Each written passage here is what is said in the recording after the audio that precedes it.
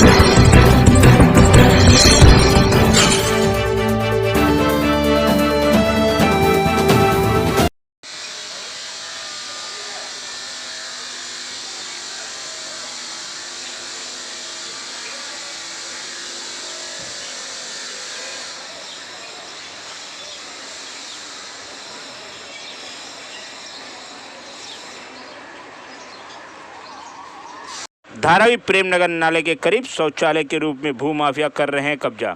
भूमाफिया प्रेमनगर नाले के किनारे लकड़ी के बॉक्स नुमा शौचालय का निर्माण कर भविष्य में घरों का निर्माण कर देख रहे हैं सपना। प्रेमनगर धारावी नाले के किनारे सुरक्षा दीवार न होने के कारण स्थानीय लोग नाले पर शौचालय बनाकर भविष्य में MMRDA व महानगर पालिका खुली चुनौती होगी। इन अवैध शौचालयों को हटाने के लिए महानगर पालिका व MMRDA को लोहे के चने चबाने जैसा कार्य होगा। महानगर पालिका और MMRDA से नाले की सफाई का भी ध्यान देने होंगे, क्योंकि प्रेमनगर नाले पर किसी प्रकार सुरक्षा दीवार न होने के कारण नाले में भारी संख्या में कचरे का जमावड़ा देखा जा रहा है। इस नाले में प्लास्टिक व कपड़ों से भरे गट्ठरों का कचरों की भरमार देखी जा सकती है। महानगर पालिका MMRDA से अनुरोध है कि किनारे पर ऊंची दीवार उठाकर नाले पर भूमाफियाओं द्वारा शौचालय के रूप में कब्जा करने के मंसूबों और पानी फेरते हुए ऐसे अवैध शौचालयों को तोड़कर कार्रवाई कर नालों को किनारों को इससे मुक्त करे।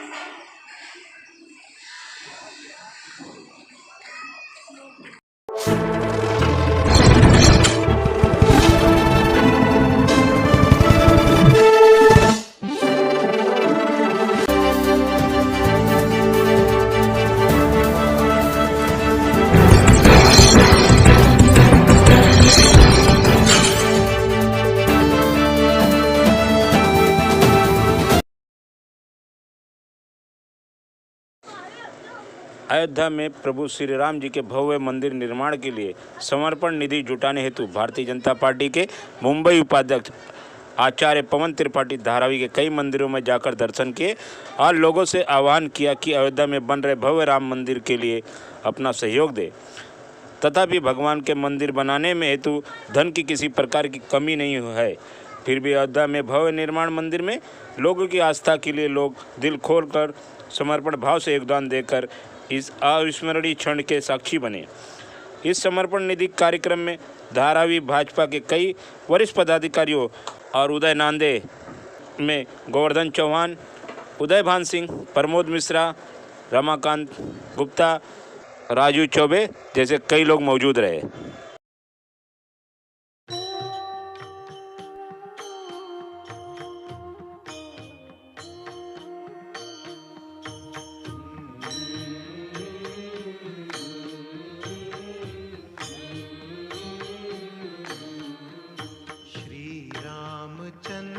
कृपालु भजुमन हरण भव भय दारुणम नव कंज लोचन कंज मुख कर कंज पद कंजारुणम। श्री रामचंद्र कृपालु भजुमन हरण भव भय दारुणम कंदर्प अगणित अमित छवि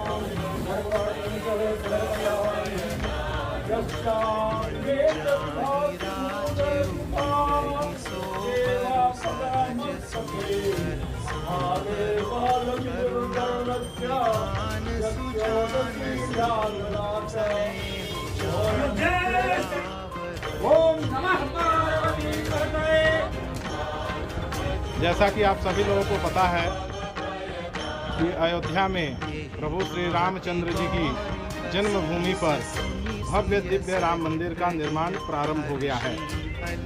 500 वर्ष के लंबे संघर्ष के बाद, लाखों राम भक्त के बलिदान के बाद आज यह सुअवसर प्राप्त हुआ है। हम सभी के पूर्वज, आप सभी के पूर्वज अपने जीवन में एक स्वप्न देखे होंगे कि प्रभु श्री रामचंद्र जी की जन्मस्थली पर भव्य दिव्य राम मंदिर का निर्माण हो। आज वह सुअवसर प्राप्त हुआ है। हम सभी लोग उसके साक्षी बन रहे हैं। जब माननीय सर्वोच्च न्यायालय का निर्णय आया कि वहाँ प्रभु श्री रामचंद्र जी का ही मंदिर था और वह भूमि प्रभु श्री रामचंद्र जी की है और उसको जो है एक ट्रस्ट बना करके वहाँ पर निर्माण कार्य करवाए जाए। फिर श्री राम जन्मभूमि तीर्थ क्षेत्र न्यास का गठन किया गया। विश्व हिंदू परिषद और राष्ट्रीय स्वयंसेवक संघ के लोगों ने निर्णय लिया कि चूँकि प्रभु श्री रामचंद्र जी जन जन के आराध्य के केंद्र हैं, प्रभु श्री रामचंद्र जी 14 वर्ष भारतीय संस्कृति, मर्यादा, धर्म और आदर्श को स्थापित करने के लिए वनवास रहे। वह जब अयोध्या से निकले तो राम बनकर निकले थे, जब अयोध्या पहुँचे तो प्रभु श्री रामचंद्र जी बनकर पहुँचे। तो ऐसे प्रभु श्री रामचंद्र जी के प्रति प्रत्येक राम भक्त का बहुत ही ज़्यादा लगाव है और बहुत ही ज़्यादा श्रद्धा है, क्योंकि भारतवर्ष आज फिर से विश्व गुरु बनने की तरफ है। भारतवर्ष में समृद्धता भी है। देश में ऐसे बहुत सारे लोगों ने संपर्क किया कि हम लोग अकेले ही यह मंदिर पूरा बनवा देंगे, लेकिन श्री राम जन्मभूमि तीर्थ क्षेत्र ने तय किया, नहीं, किसी एक व्यक्ति के द्वारा नहीं, किसी एक संस्था के द्वारा नहीं, किसी सरकारी अनुदान के द्वारा नहीं, यह यदि प्रभु श्री रामचंद्र जी का भव्य दिव्य राम मंदिर बनेगा, प्रत्येक भारतीय के सहयोग से बनेगा। तो इस अभियान के तहत 15 जनवरी जो मकर संक्रांति का दिन होता है, हमारे यहाँ जो 15 जनवरी को मकर संक्रांति के दिन हमारे यहाँ जो शास्त्रों में वर्णित है कि उस दिन स्नान और दान का महत्व है, तो उस दान वाले महा पुण्य प्रदान करने वाले उस दिन से यह अभियान प्रारंभ किया गया। तो श्री राम जन्मभूमि तीर्थ क्षेत्र के लोग, प्रत्येक हिंदू परिवार, प्रत्येक जो भारतीय संस्कृति में विश्वास करता है, ऐसे प्रत्येक परिवार से 10 रुपये से लेकर जिसकी जितना सामर्थ्य हो उतना लेने का निर्णय लिया गया और उससे संपर्क करने का अभियान भी चल रहा है। आप सभी लोग उसमें सहयोग भी दे रहे हैं। यह तो स्वयं के लाभ की बात है। प्रभु श्री रामचंद्र जी के लिए किसी प्रकार की कोई भी धन की कमी नहीं है। वह साक्षात विष्णु हैं, उनकी पत्नी साक्षात लक्ष्मी है, तो उनके लिए हम लोग धन एकत्रित नहीं कर रहे हैं। वह धन हम लोग इसलिए एकत्रित कर रहे हैं कि हम लोग अपने पुण्य के भागी हों और अपने जीवन को सुजलाम सुफलाम बनाने का कार्य करें। तो जब यह निर्णय लिया गया, हम लोग प्रत्येक परिवार में तो जा ही रहे हैं, क्योंकि यह जो पूरा अभियान था, यह अभियान मठ मंदिरों से चला था। राम मंदिर का अभियान मठ मंदिरों ने चलाया था। मठ मंदिरों की प्रेरणा से लाखों लोगों ने बलिदान किया और आज यह सुअवसर प्राप्त हो रहा है कि वहाँ भव्य दिव्य राम मंदिर का निर्माण हो रहा है। तो हम लोगों ने निर्णय किया कि क्योंकि एक कोई भी मंदिर हो, यह भगवान शिव जी का मंदिर है, शिव जी के आराध्य, शिव जी के इष्ट विष्णु हैं, प्रभु श्री रामचंद्र जी हैं और रामचंद्र जी के भी इष्ट जो है स्वयं शिव जी हैं। तो यह निर्णय लिया गया कि प्रत्येक जो प्रमुख मंदिर हैं, क्योंकि एक मंदिर से हजारों लोगों की भावनाएं जुड़ी रहती हैं, लोगों की श्रद्धा का केंद्र है यह मंदिर, तो इस मंदिर से भी अपील हो कि इस राम जन्मभूमि अभियान, निधि समर्पण अभियान में सब लोग शामिल हों, क्योंकि इसमें किसी भी प्रकार का किसी से कोई मांगने का कोई उद्देश्य नहीं है। उद्देश्य हम लोग का है सबसे एकत्रित करने का है। तो विषय से अनभिज्ञ भी हैं कि वहाँ पर राम मंदिर बन रहा है, उन लोगों तक अपना विषय पहुँचाया जाए और यह राम काज है। राम काज करने के लिए प्रत्येक भारतीय आगे आएगा और फिर से राम राज आएगा और भारत विश्व गुरु बनेगा। इसी कामना के साथ धन्यवाद। जय श्री राम। जय श्री राम।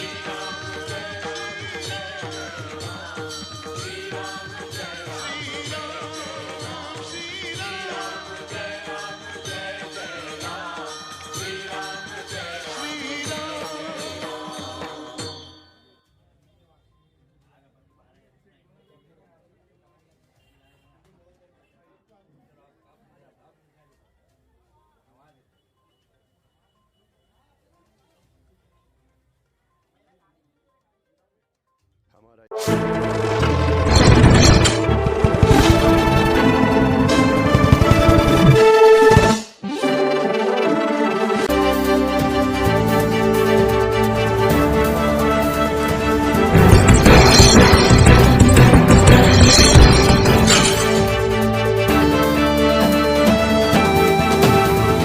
शाळा ही महाराष्ट्र बोर्डाच्या कंट्रोलमध्ये असलीच पाहिजे. शिक्षण मंत्री शिक्षण प्रशासन शिक्षण प्रशासन भ्रष्टाचार आहे. खूप मोठी दुर्दैवाची गोष्ट आहे की महाराष्ट्रामध्ये परमिशन देताना तुम्ही सगळ्या बोर्डांना परमिशन देता आणि ऐनवेळेला जेव्हा यांचे विषय येतात तेव्हा हात वरती करतात. सगळ्यात पहिल्यांदा आमची आता इथे मागणी अशी आहे की यांनी सगळ्या बोर्डाच्या शाळा बंद कराव्यात आणि फक्त एसएससी बोर्डाच्या शाळा इथे चालू ठेवाव्यात.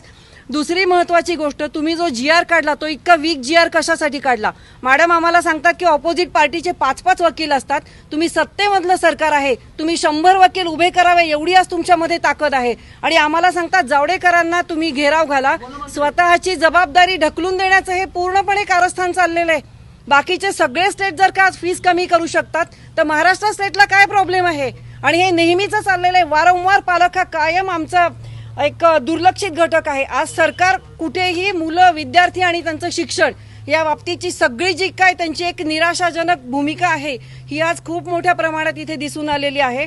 आजचा शेवटचा दिवस आहे. आम्ही 27 तारखेचं अल्टिमेटम ऑलरेडी सगळ्या पालकांनी मॅडमना कळवलेलं होतं. आमचे मुंबईतले ऍक्टिव्हिस्ट पण याच्यासाठी खूप धडपड करतायत. येत्या 30 तारखेपर्यंत जर कुठलाही निर्णय झाला नाही तर 30 तारखेला सगळे पालक, अख्ख्या महाराष्ट्रातले पालक, मुंबईला वर्षा गायकवाड त्यांनी फीस मध्ये रिडक्शन करणं हे अतिशय महत्वाचं आहे. सगळ्यात पहिल्यांदा आम्हाला फीस मध्ये रिडक्शन केलेलं पाहिजे आणि बाकी मुलांचे ऍडमिशन हे तर अगदी उघडपणे दिसून येतं की डेप्युटी डायरेक्टरांनी जे काय आदेश काढले त्यांच्या आदेशाला कम्प्लिटली केराची टोपली आहे.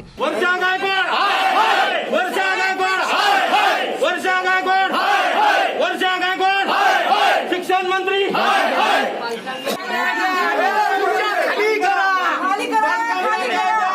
खुर्च्या खाली करा. शिक्षण खाली करा खुर्च्या.